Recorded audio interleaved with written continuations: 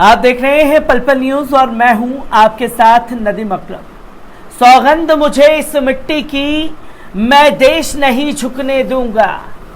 ये मेरे बोल नहीं बल्कि देश के यशस्वी प्रधानमंत्री श्री नरेंद्र मोदी जी के बोल हुआ करते थे, जो भक्तों को जागरूक करते थे, जो ये बताते थे कि देखिए विदेशों में हमारा डंका बज रहा है, कैसे दुनिया के लोग जो हैं अदब से सर झुका करके देश के यशस्वी प्रधानमंत्री श्री नरेंद्र मोदी जी के सामने खड़े हुए हैं।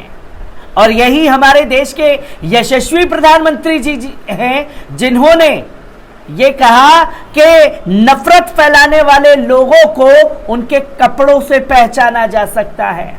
और आज यही शेख जो अपने अदब और कपड़ों से पहचाने जाते हैं दुनिया भर में, उन्हीं शेखों के आगे खुद भी नतमस्तक हो गए हैं और देश को भी शर्म से झुका दिया है।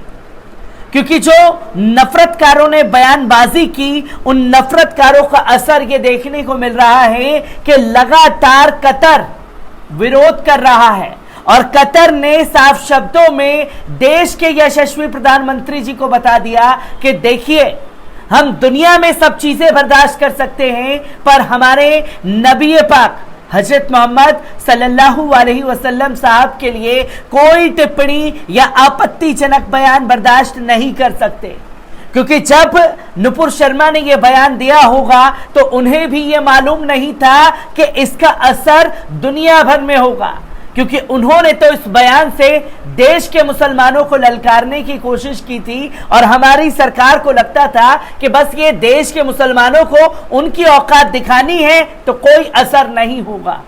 पर उम्मत के मुसलमानों को ललकार दिया तो खामियाजा भुगतना पड़ रहा है। जो हमारे गैर मुस्लिम भाई दूसरे देशों में रह रहे हैं, अब इसका असर उन पर पड़ने लगा है।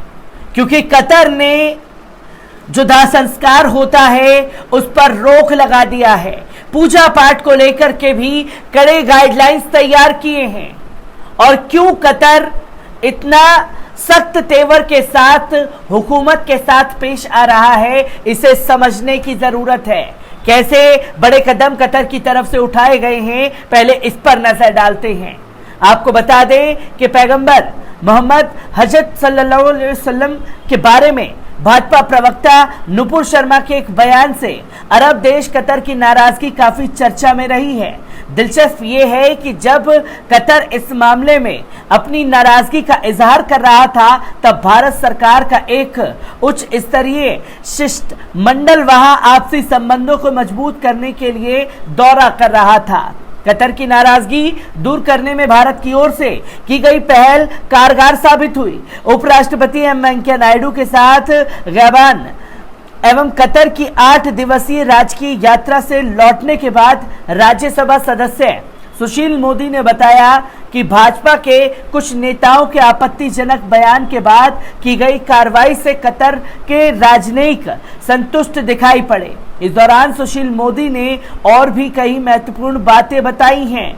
मोदी ने कहा कि कतर की 27 लाख की आबादी में 27% यानी कि 7.5 लाख के करीब भारतीय मूल के लोग हैं। इनमें बड़ी संख्या में बिहार के लोग भी शामिल हैं। कतर यात्रा के दौरान बिहार सरकार द्वारा अप्रवासी बिहारियों के लिए गठित बिहार फाउंडेशन के सदस्यों से भी मुलाकात हुई। इन लोगों ने आग्रह किया कि पटना में दोहा के लिए सीधी विमान सेवा प्रारंभ की जाए, क्योंकि बड़ी संख्या में बिहारियों को दिल्ली या लखनऊ के रास्ते बिहार आना पड़ता है। उनका यह भी आग्रह था कि बिहार सरकार प्रवासी बिहारियों के लिए एक सेल गठित करे, जिसके माध्यम से उनकी बिहार से जुड़ी समस्याओं के समाधान में मदद मिल सके।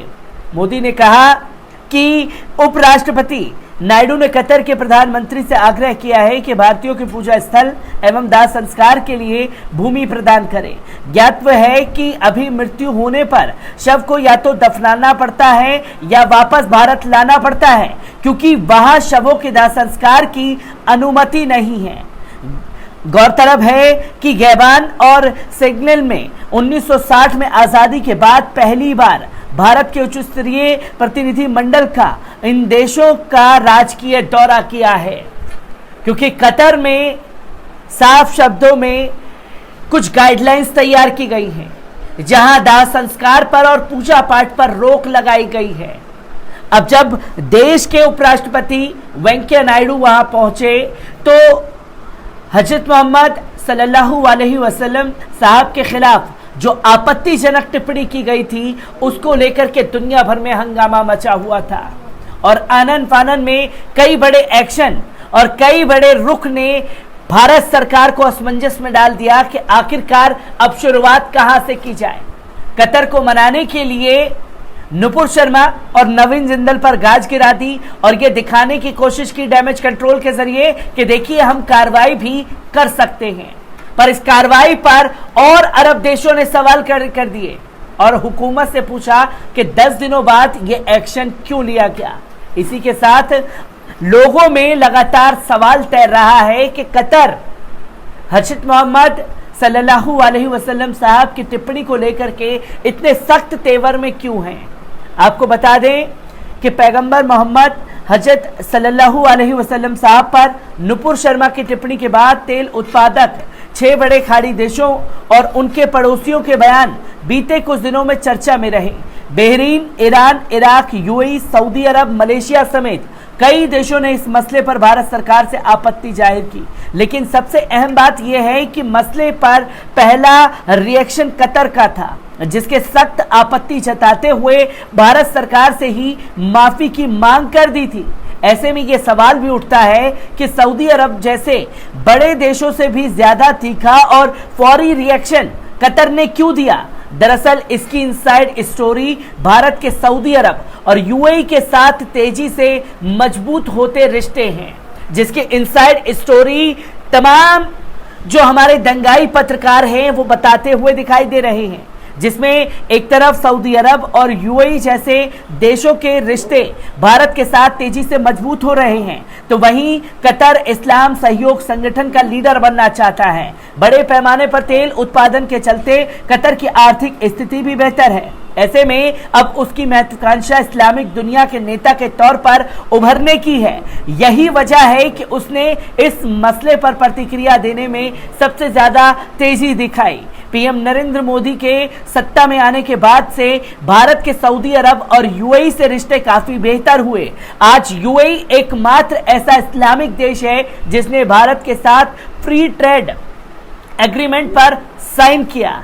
इसी के साथ आपको बता दें कि दशकों पुरानी रूढ़ियों को तोड़ते हुए सऊदी अरब और यूएई ने भारत में लगातार निवेश बढ़ाया। डिफेंस पार्टनरशिप और प्रोडक्शन में भी सहयोग बढ़ा। इसके अलावा पश्चिम हिंद महासागर क्षेत्र में भी तीनों देशों के बीच सहयोग बढ़ा। इसके अलावा ओमान से भी भारत के साथ लगातार मजबूत रिश्ते बने हुए हैं। फरवरी के बाद से ओमान के विदेश मंत्री और व्यापार मंत्री तो भारत आए ही हैं, इसके अलावा रक्षा सचिव और नेवी चीफ भी दौरा कर चुके हैं। पश्चिम हिंद महासागर में भारत का बड़ा सहयोगी ओमान ही है। इसके अलावा आतंकवाद के खिलाफ भी भारत के समर्थन में सऊदी अरब, यूएई और ओमान बोलते रहे हैं, जिसकी तस्वीरें समय समय पर सामने आती हैं, जहां ये बताने की कोशिश की जा रही है कि हमारे रिश्ते सऊदी अरब, यूएई और ओमान से कितने अच्छे हैं। पर इनकी बड़बोली प्रवक्ता नुपुर शर्मा ने पैगंबर इस्लाम हजरत मोहम्मद सल्लल्लाहु अलैहि वसल्लम साहब पर टिप्पणी करके उन रिश्तों को बिगाड़ने की कोशिश की और कतर के रुख के बाद से तमाम देशों को भी मजबूर होना पड़ा कि आखिरकार ये सब भारतीय जनता पार्टी के राज में चल क्या रहा है, जिसके चलते कतर एक के बाद एक कड़े एक्शन के मूड में दिखाई दे रहा है और इसका असर कितना पड़ेगा ये आने वाला वक्त ही बताएगा। मैं ऐसी ही खबरों से आपको रूबरू कराता रहूंगा। दीजिए इजाजत, शुक्रिया।